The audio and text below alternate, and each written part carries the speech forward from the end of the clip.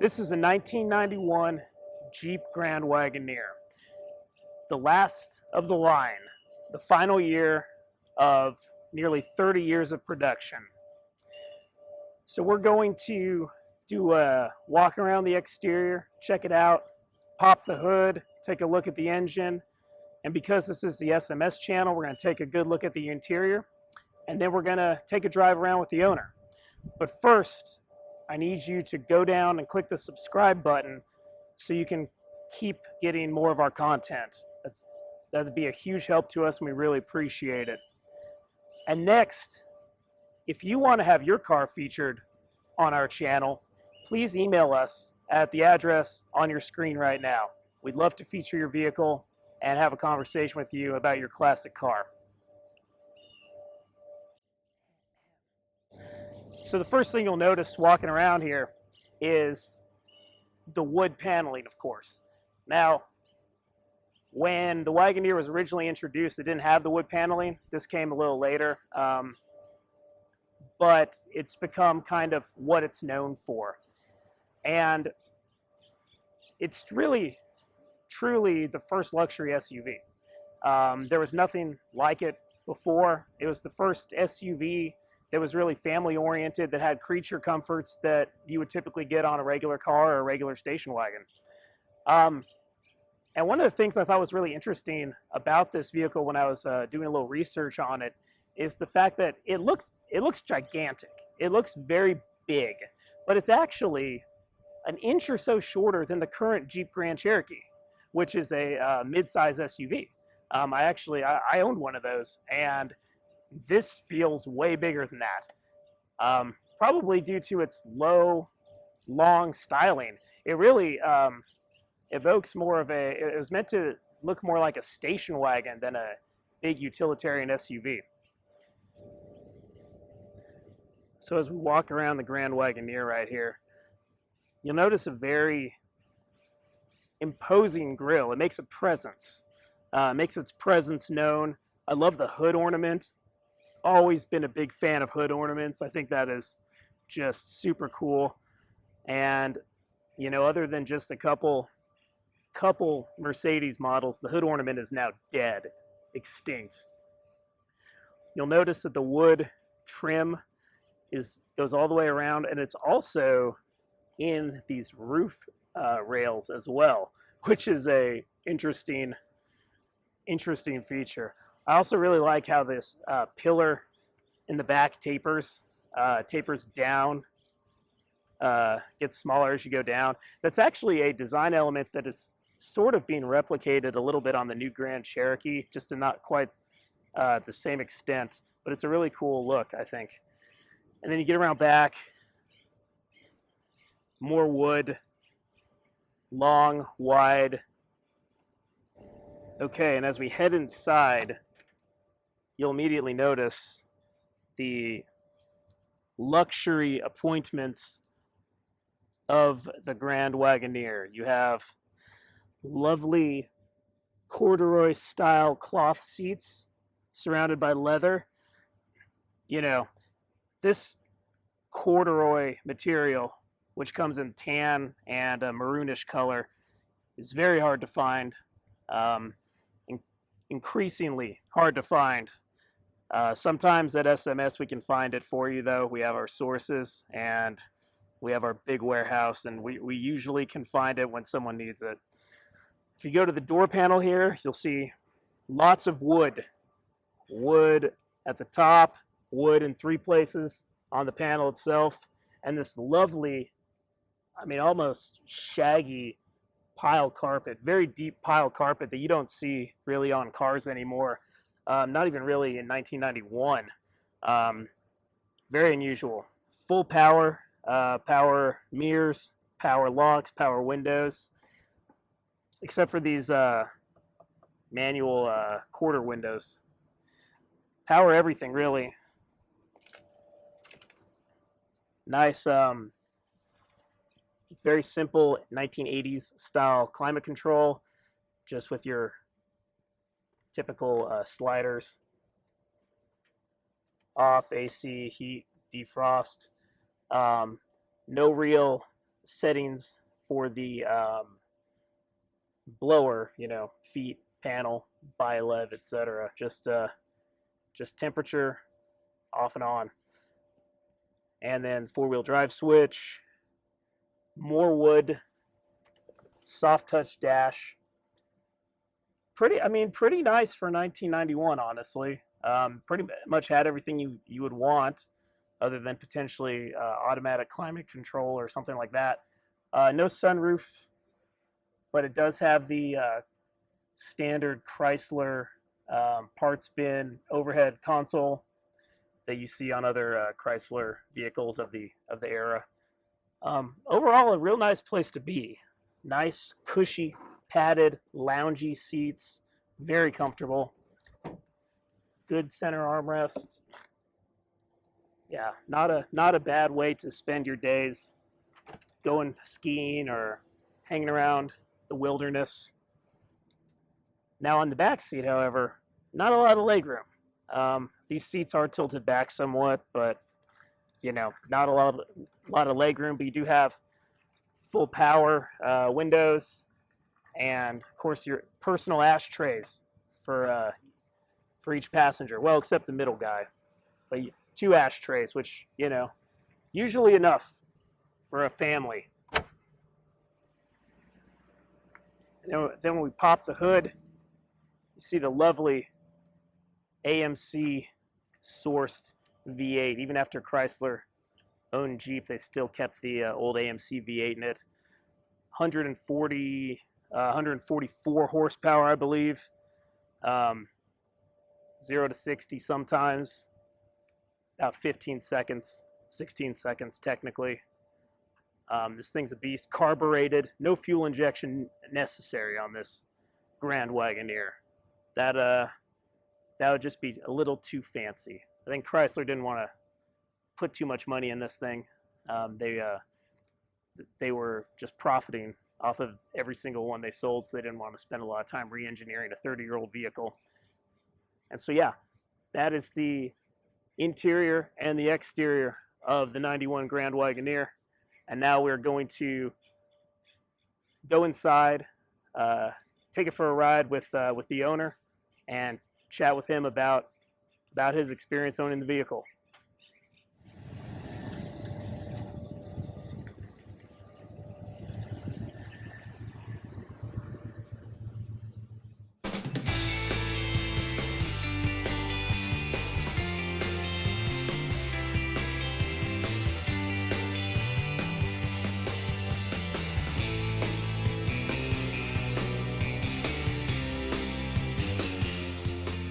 Okay, so we are here in the Grand Wagoneer.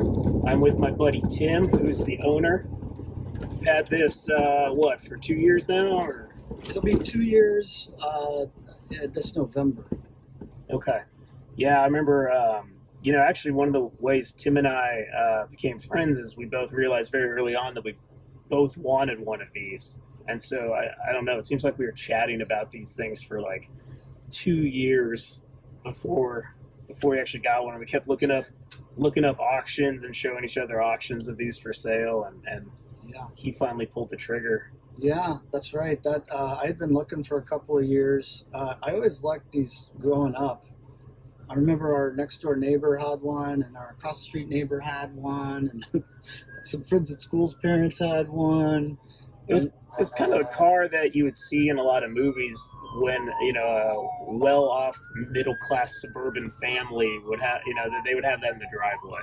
Yeah, it was like the original American luxury SUV. Got a little fire truck passing here. That's nice. And, they built them from like 1967 to 1991 without a much change at all, really, particularly mechanically.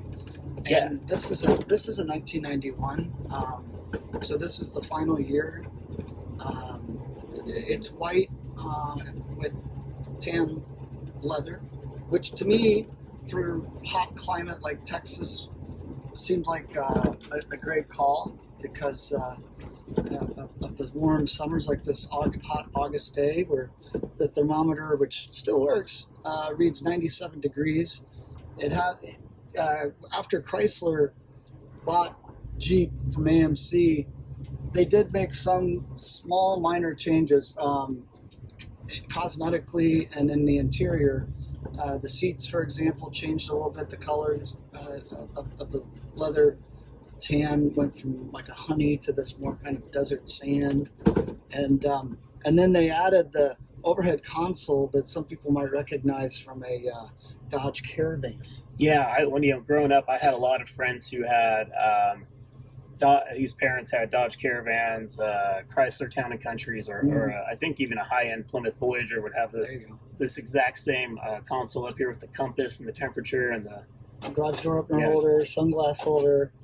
But other than that, Chrysler made a few changes, but a lot of it's the same. I mean, this still has the AMC V8 that's carbureted, putting out about 140 horsepower, 3-speed automatic. It is truly a time capsule to think that you have a 360 cubic inch V8 putting out a measly 140 horsepower and some change. 0 to 60 in about maybe. Eventually. Yeah, in some time. I think it's technically about 16 seconds. Getting about 8 miles per gallon in town, maybe 12 on the highway. Yeah. I did have this out on the freeway here yesterday. I got it up to about 60, 65.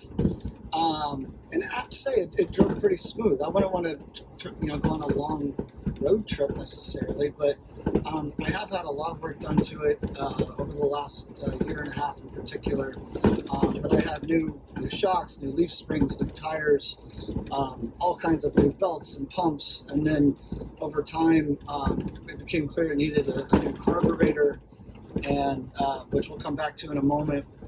Some of examples of what manifested that, but then it also needed new pumps again, and then more recently I had the air conditioning fixed and completely repaired, where they took out the compressor and they weren't able to find a new one, so they actually welded this one somehow to repair it.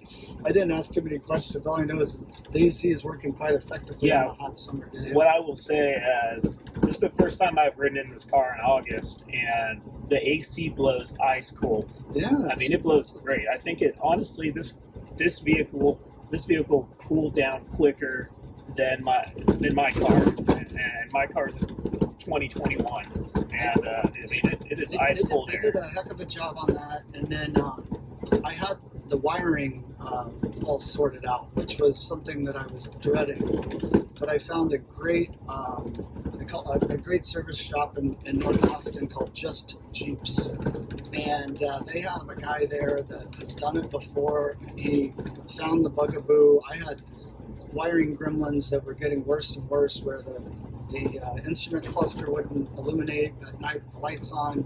The rear running lights wouldn't illuminate suddenly with the headlights on at night, so I couldn't drive it at night. And then the radio would just lose power when I'd hit a big bump.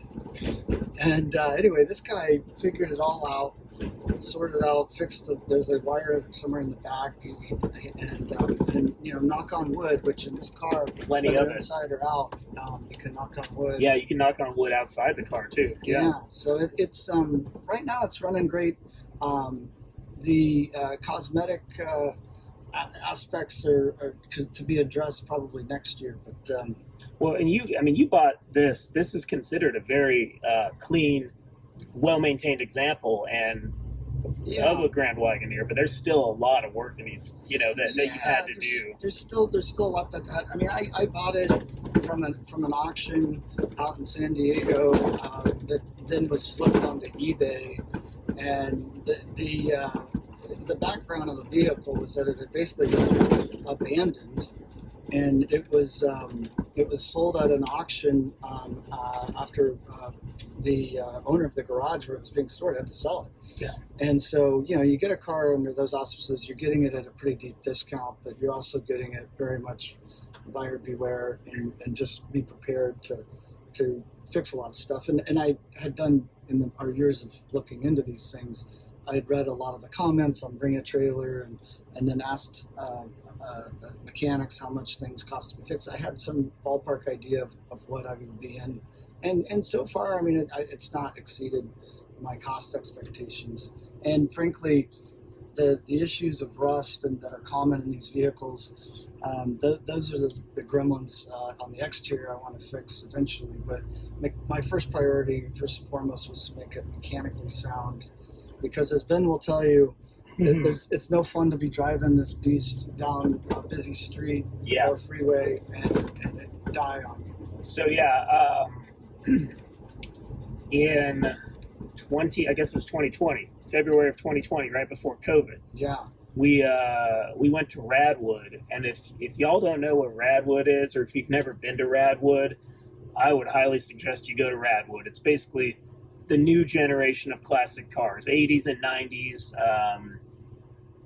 quirky JDM import cars and American cars, and just everything under the sun, from all original to tricked out, customized things. But it's 80s and 90s cars mostly, and it's just a fun time. It's a real fun time, and it's a way that the millennial generation has been getting into classic cars and into showing off their vehicles. So we took this to Radwood, and I was driving it because Tim was driving his other car, and I was driving this down a freeway that was under construction. So there was no shoulder, very narrow lanes, and I mean, about half a mile into it, the car it just died. And so I'm putting on my hazard lights. Everyone's honking. Power steering dies out. Everything dies out. Everyone's honking at me. Everyone's real pissed off at me. Finally gets started back up. Drive for about another half mile. Dies again. And this probably happened 5 or 6 times. Limped on over to Radwood. Showed it off. Everyone was impressed. People loved taking pictures with it. I will say that people love the Grand Wagoneer. They love the look. People come up to you and just want to ask about the car or take a picture of it. People love this thing. If they know it, and some don't know what it is, but they just know they like it. Yeah, exactly. They don't know what it is, but they know it's really cool. And anyway, we took it to Radwood. Died a few more times on the way back. Ended up having to tow, and you had to put some money into it. Was that your first big repair you had to do on it? Oh no, that was probably the third. That was still at a point in time where it was getting sorted out and kind of discovering, well, now there's this thing and now there's that thing. And again, it's like, it's an iterative process, but you just have to be patient and find a good mechanic, and an honest mechanic, because that was also trial and error. My first mechanic in town is another Jeep specialist that ultimately I discovered was doing some work that wasn't necessary, and misdiagnosing work. Anyway, but then you find other places, like the place that did the AC work was phenomenal. The place that did the wiring work and some gas pump work. Yeah. Just Jeeps. I would highly recommend them to any Jeep owner in Central Texas. Yeah, I mean, I think it goes without saying that whenever you get an older vehicle, it's important to build a relationship with a mechanic that you trust. These things, a lot of people, especially younger folks who haven't necessarily owned a classic car before, they'll read the auction listing, see that everything's in good shape, and then expect it to run with putting in no maintenance for the next few thousand miles, and that's hardly ever how it goes. It's pretty much always going to be something wrong, always something needs to be fixed, and also you gotta maintain them. We're so used to vehicles that are so idiot proof that they have a sensor on everything. And these cars require owner engagement. I mean, you need to be checking tire pressures, checking the oil, the dips, check the dipstick, check the oil, check the coolant level in the summertime, check all the fluid levels, and get the oil change every 3,000 miles. It's just stuff that people are not used to doing anymore. I think my car has a 10,000 mile service interval.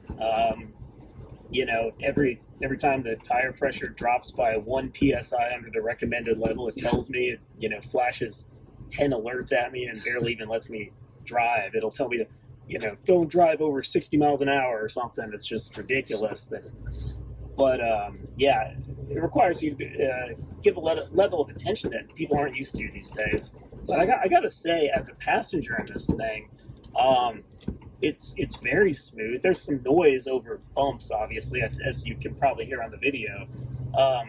But it's pretty smooth, and it's very comfortable. The seats are very comfortable. I mean, this is obviously, you know, 80s, you know, American version of luxury. The pillowy seats, the lounge type. It really is, and I'm used to driving a car, a passenger car.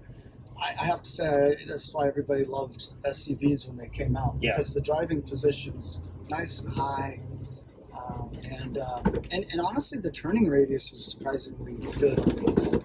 Well, what I think is fascinating is if you look at the Grand Wagoneer, it looks very big. It looks like a big SUV, but when I was researching the specs, it is actually an inch or so shorter than a current Grand Cherokee.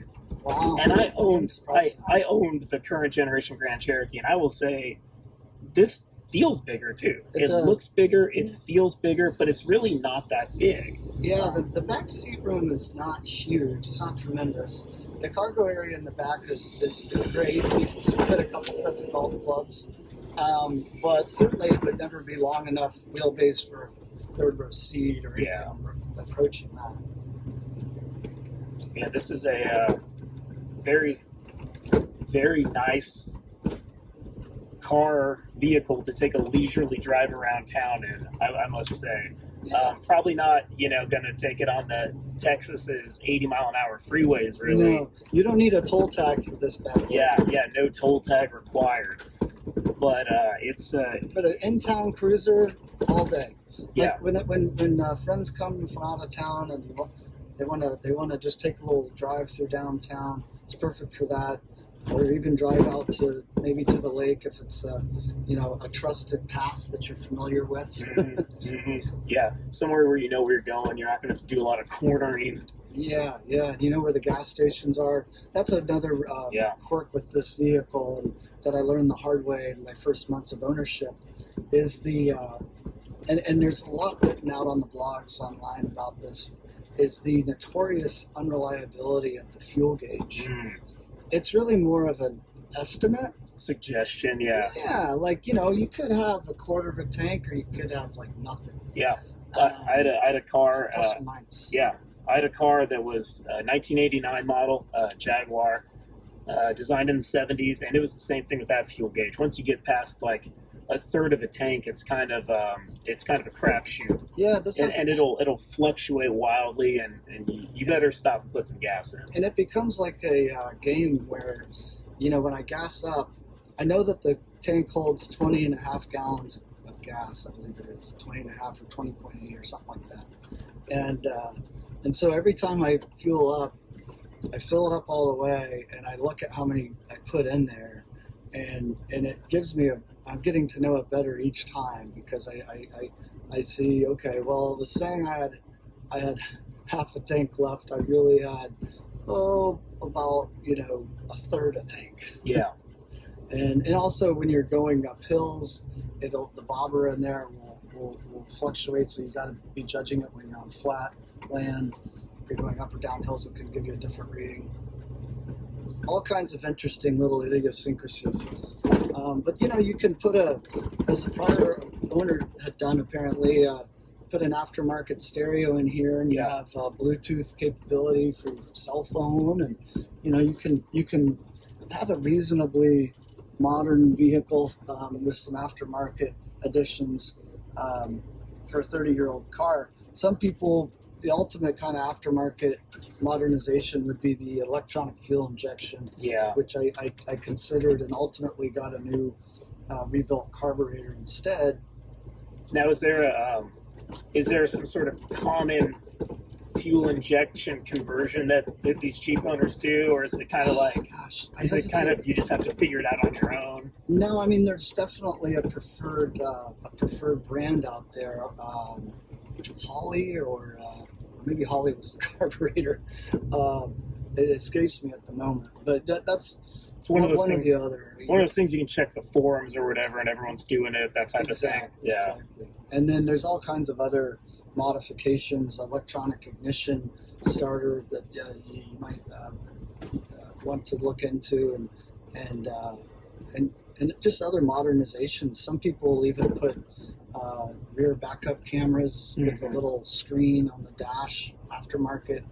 There's no shortage of aftermarket gizmos and mechanical improvements that an owner can make. Yeah, I think the Bluetooth, that's, this day and age, I think the Bluetooth is like the number one upgrade you can make. Yeah, It's such a help.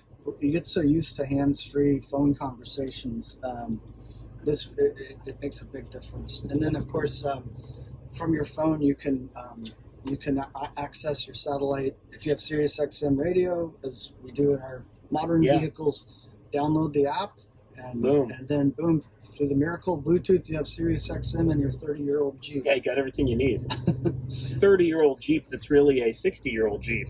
Yes. That's the great thing about this car is, it's a 30-year-old vehicle, and it's a classic, but it was a classic when it was new. It was a 30-year-old design when it was new. This was an ancient vehicle back in 1991. You compare that to a super modern car in 1991, maybe like I don't know, like a Ford Taurus or something, which is just this, technologically advanced, aerodynamic. It's hard to believe that those were both new vehicles at the same time. It's hard to imagine a 1991 a carbureted vehicle sitting on the lot brand new at a fairly premium price. Yeah. Oh, Chrysler was just printing money with these things. Yeah. Every single one they made, it was just pure profit, $8,000. I don't know what, but just lots of profit. The tooling had been paid for 25 years, and for sure. Yeah, it's a great vehicle, and you're seeing more of these on the road, and the prices are appreciating. I think even in the last couple of years since you bought it, the prices have shot up. Oh, for sure. Yeah, whether it's Bring a Trailer or eBay or just any local listings, Craigslist or whatever, they keep going up, and people are willing to pay for a fixer-upper and just know that they're going to have to send it off somewhere, whether it's to Jeep Masters out in Kerrville or out there. They're obviously commanding huge premiums. Yeah. And just do beautiful work, but people have to be willing and ready to wait for it and pay for it. Yeah, exactly. You gotta be willing to pay for it. Gotta be willing to wait. Fixing stuff this old takes time and it takes money, but at the end of the day, it's worth it. This has been a great drive through Austin. Yeah, I really appreciate it. My pleasure. Yeah, anytime. And thank you for sharing your vehicle with us. You bet. Thank you all. Hope you enjoyed. We'll see you next time.